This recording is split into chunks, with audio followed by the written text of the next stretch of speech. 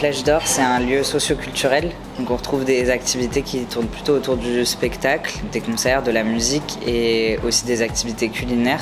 À partir du deuxième confinement, en fait, on a fait des repas à emporter et des maraudes. Et c'est ça qui nous a donné envie, en fait, de monter une cantine solidaire qui proposerait aussi une restauration sur place. Il y a également des maraudes qui continuent, qui sont elles le dimanche.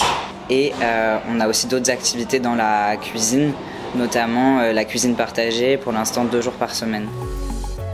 Donc on est une cantine végétarienne, une cuisine sans viande et sans poisson. Nous, ce qu'on aime bien, c'est aussi de montrer qu'on peut vraiment avoir tous les apports énergétiques avec l'alimentation végétarienne. La viande, c'est aussi un produit qui coûte cher. Et du coup, de se dire que c'est vrai qu'avec beaucoup moins de moyens, on peut aussi faire des choses qui nous apportent la même satisfaction, on va dire, en plus des protéines. Pour nous, c'était important que la cantine, elle soit à prix libre parce que ça permet à tout le monde de pouvoir venir manger et de payer selon ses moyens. On a en moyenne entre 40 et 60 personnes qui viennent déjeuner. On a eu aussi des midis à 80 personnes.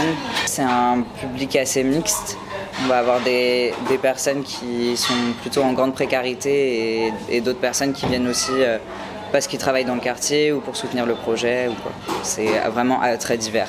On a 2 sources d'approvisionnement en fruits et légumes. La première, c'est les invendus. Et notre autre source, qui est la source principale, c'est on bénéficie d'un appel à projet qu'a eu l'Armée du Salut et qui nous livre en fait 250 kilos de légumes par semaine qui viennent de producteurs de la région. Pour moi, en fait, il y a deux aspects cette année que j'ai trouvé vraiment intéressants. Contrairement à un autre endroit où j'aurais pu faire mon alternance, d'avoir un rapport non marchand ou quasiment non marchand à la pâtisserie, qui est normalement quelque chose qui coûte assez cher, et de vraiment en fait construire le dessert de la cantine comme la fin d'un repas qui fait plaisir. Et l'autre aspect, c'est la question d'être dans une situation d'apprentissage et de transmission directement en travaillant avec des bénévoles.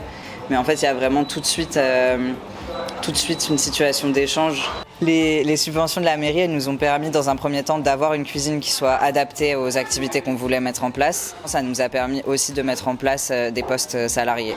Une action qui était bénévole initialement elle a pu se pérenniser et on l'espère qu'elle pourra continuer aussi dans le futur grâce à ces subventions.